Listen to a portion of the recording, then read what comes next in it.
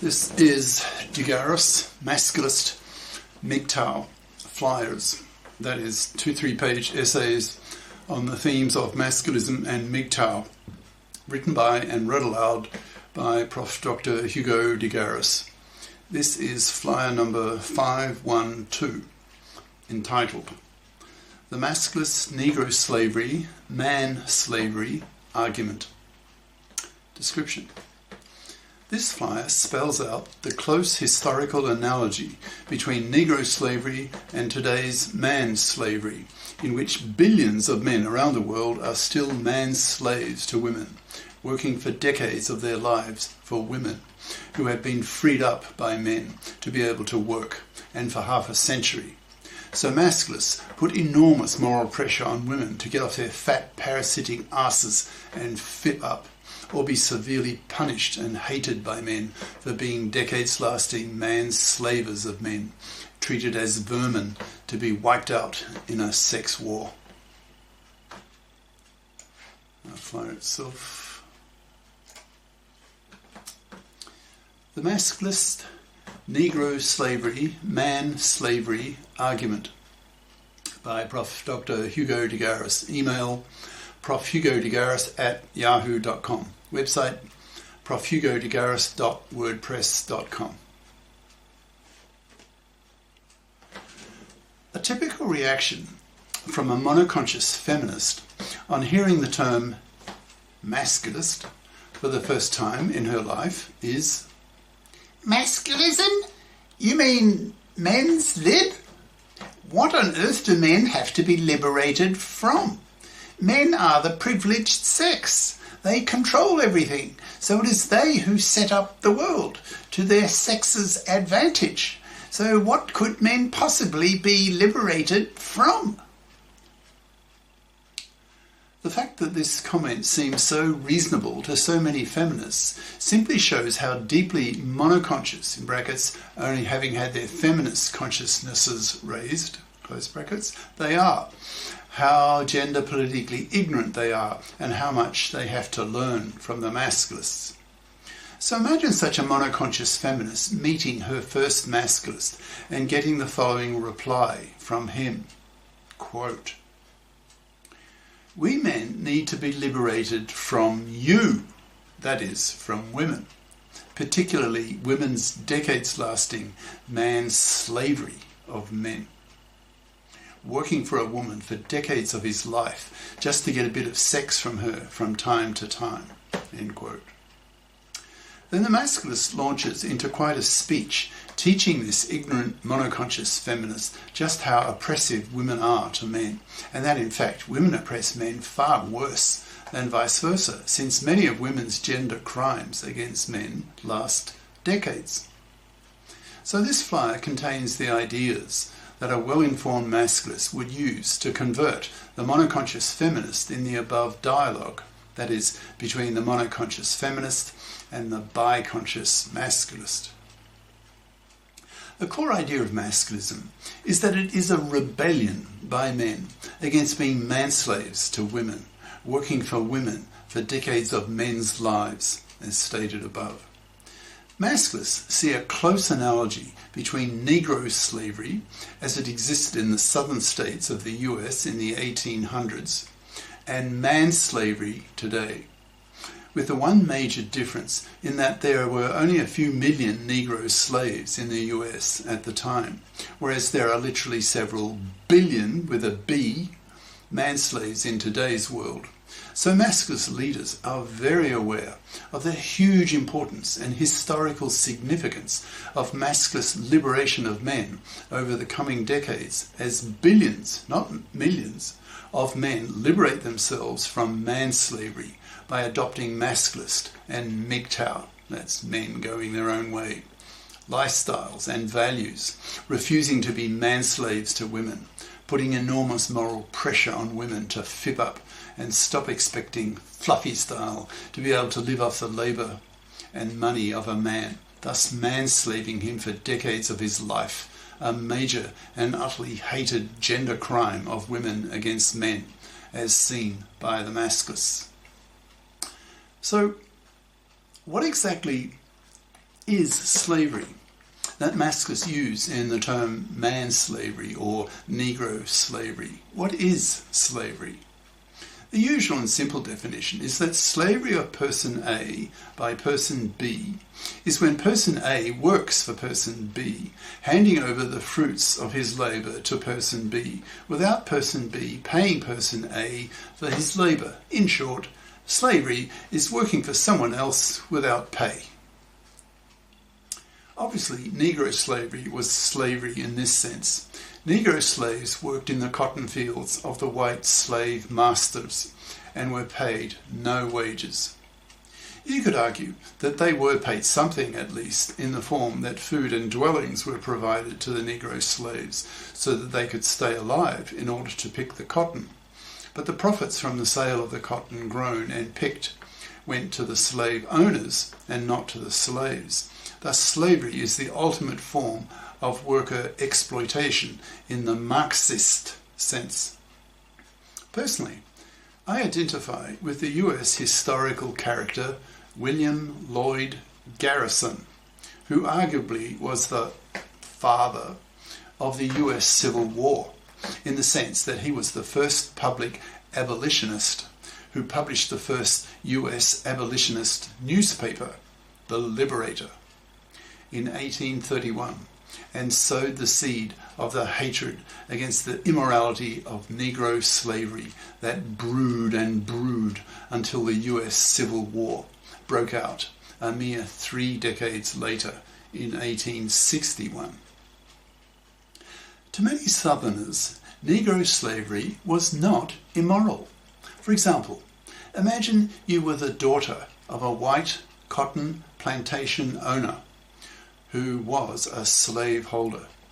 You are in your early 20s and you take your horse and buggy to town Saturday morning for some shopping. On the way, you pass the cotton fields on either side of the road, in which the Negro slaves are picking the cotton.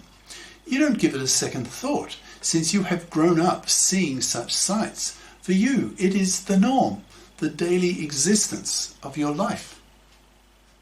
However, in town, you hear your first Yankee abolitionist saying things that sound ridiculous to you, that you find outrageous. For example, that these Negroes are working for free, that they should be given wages, that they were criminally abducted from Africa and shipped to the US to work compulsorily against their will in the cotton fields, and that the fruits of their labour go to the white slave holders.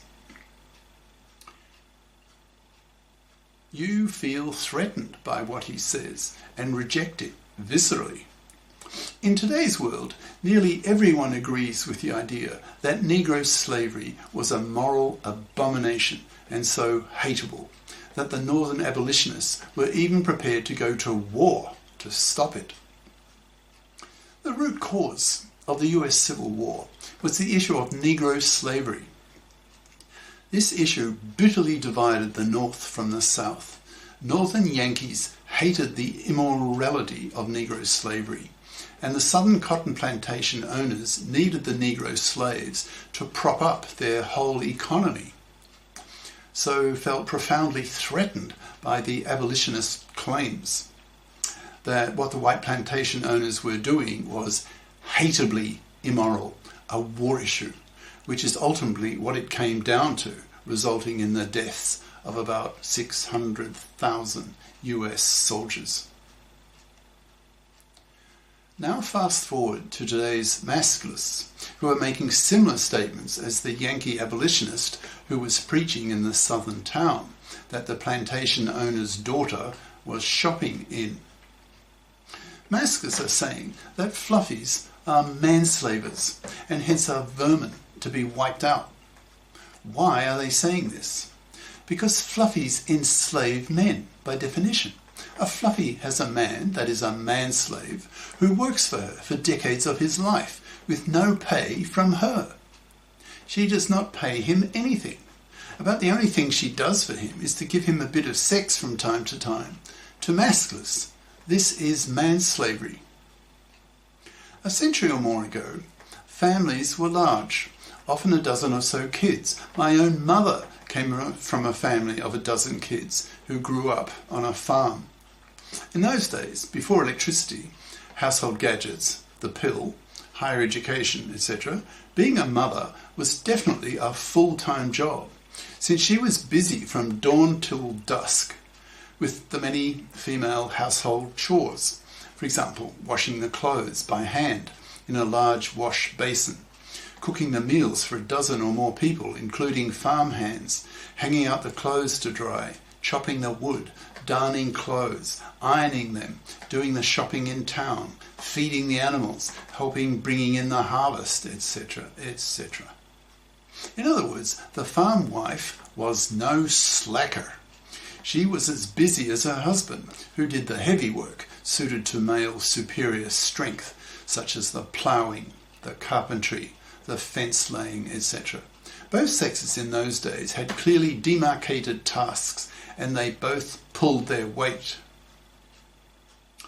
Over the course of the 20th century, however, the gender roles changed, due largely to the advance of contraceptives, particularly the pill, and to the advance of applications of electricity in the form of household gadgets, for example, the washing machine, the vacuum cleaner, the sewing machine, the electric kettle, electric lights, etc., which significantly lowered the number of hours worked per day by women.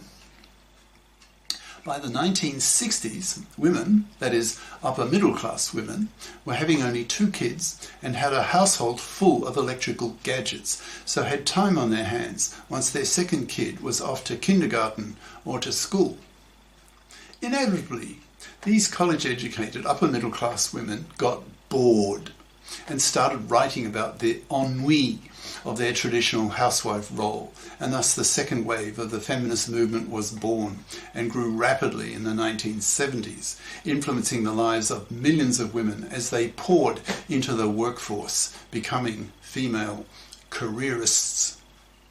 The traditional male role in the 1960s barely budged an inch. Men remained the main breadwinner of the family. Boys were powerfully socialized to be tough, so that if they got fired or made redundant as adults, they could bounce back the next day to continue earning the living for the family, whose very existence depended on them bringing home the bacon.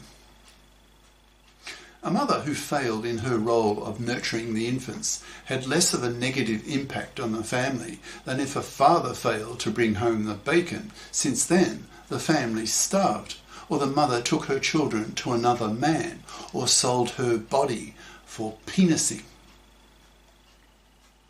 It took some decades for men to start moving regarding fundamental changes in their traditional role of being the main breadwinner of the family.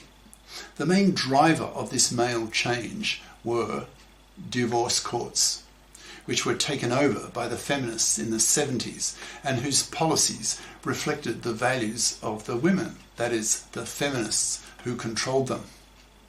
These feminists did not question the traditional role of the man, the husband, so continued to see him as the provider, the cash machine for the family, both before and after the divorce.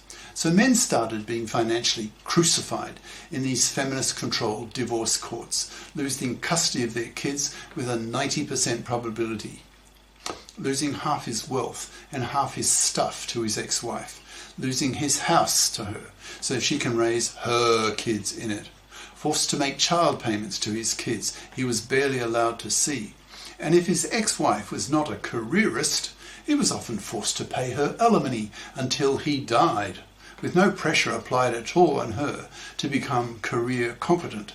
So she kept living off his money after the divorce as before the divorce. This is the end of part 1.